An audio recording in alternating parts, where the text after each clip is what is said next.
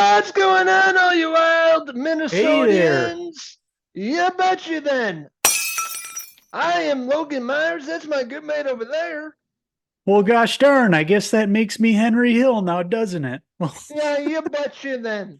and that's right. We are back to review the entire fifth season of the hit show. It started out on FX. It's now also available to stream on Hulu.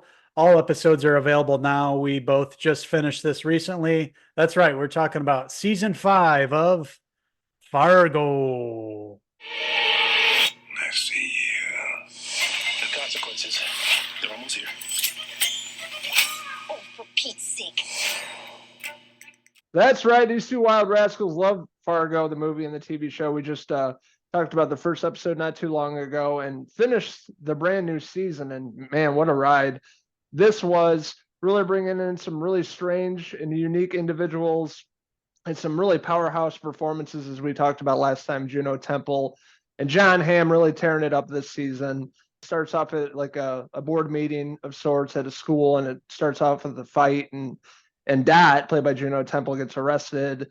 Her ex-husband, ends up finding her because she basically left him and started a new life with a new name, and sets up John Hamm's character. Then basically that's where it all kind of starts off, getting introduced to all these different unique characters behind me one by one. This season definitely felt like a return to form to the series. Whereas, each season has been great, but this one feels like it's really belongs in the Fargo universe, like these characters and just how sprawling the season was too. It just felt like a big epic season, switched back and forth through different time periods like the series does, and just featured some really memorable and great performances, like you mentioned. Yeah, obviously John Hamm playing this right wing sheriff, real POS, abusive guy, wanting to take on everybody and just being a real piece of trash overall. But this is, a role that we haven't seen John Hamm in before. Maybe he's played the bad guy a few times, but this one he got, all these episodes of this season to play this character, and he really made it his own, inhabiting this role and, coming out for vengeance after Juno Temple's Dot. Yeah, and she's a force to be reckoned with, as you see throughout the season.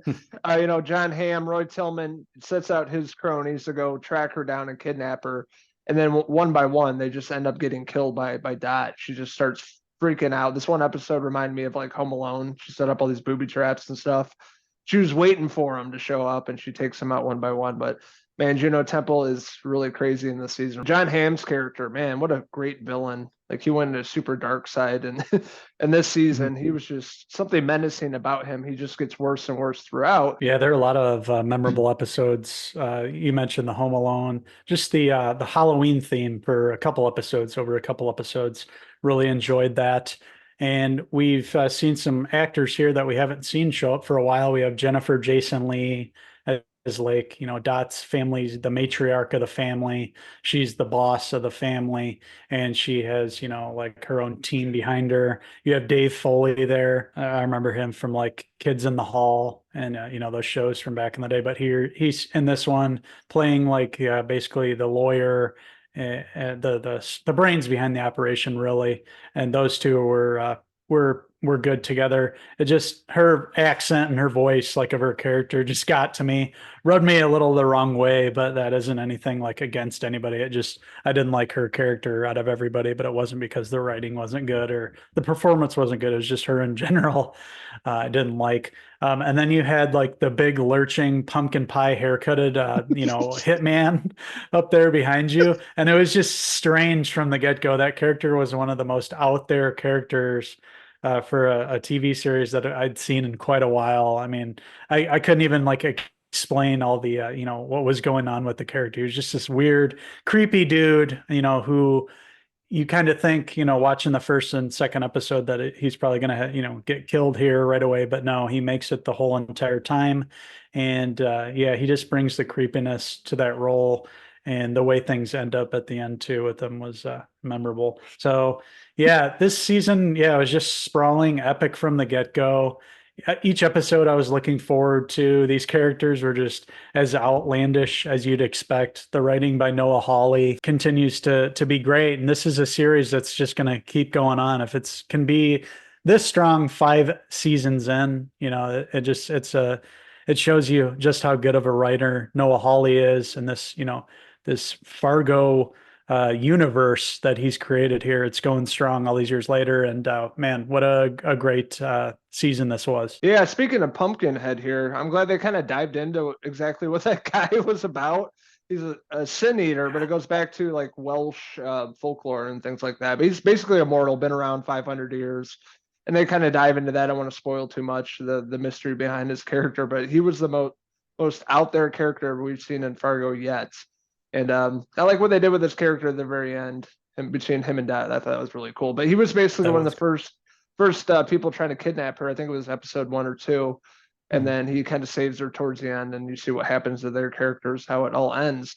And didn't really expect that either. The way that everything turned out with Roy's character and everybody else behind me, I thought they did really great job of keeping the mystery there. And then Noah Hawley keeps you guessing each episode. You're not sure what's going to happen next, but really phenomenal writing, returning to form, as you said, like the first 2 seasons, which are the best, but this is right up there with those. Really powerhouse performances. Love Juno Temple, love John Hamm. Joe Keery was great as Gator, Roy Tillman's son. Good old boy. You kind of like him towards the end, and Jennifer Jason Leigh and the rest of the supporting cast.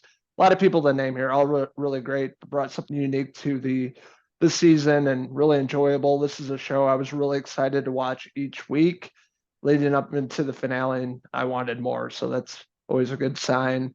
So we both highly recommend this. If you guys haven't checked it out, definitely stream it on Hulu.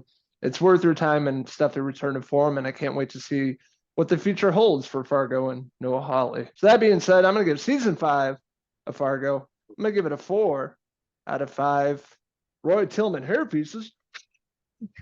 I love his jacket there. I want one of those jackets that he wears in the show. It looks all warm. Joe Keery was great this season too. Yeah, you mentioned him. We've obviously known him for a while from Stranger Things, and I've seen him in a couple other projects. But yeah, this character he really inhabited.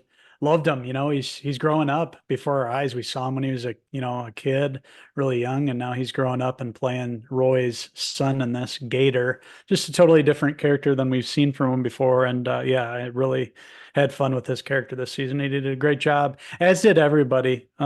This season was all about the acting and the writing, of course, too. Everything. It just took us back to this, cold part of the United States. It felt like Fargo this season. Strong season all around. One of the best, right up there with the first 2 seasons.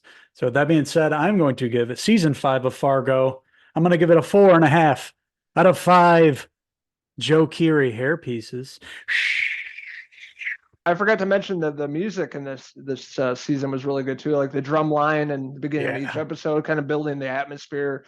You're on the edge of your seat, not sure what's going to happen, not sure if they're going to find Dot. Want to hear from you guys. What did you guys like about season 5 of Fargo? What didn't you like about it? What's your favorite season thus far? Let us know in the comments below, and don't forget to subscribe. Also, check out these wild rascals on Facebook, X, and Instagram, and our website, Cinephellas.com, for the latest, greatest TV, movie news and reviews. Well, don't you know, it's time for us to shoot another review. But thank you for joining us here at Cinephellas.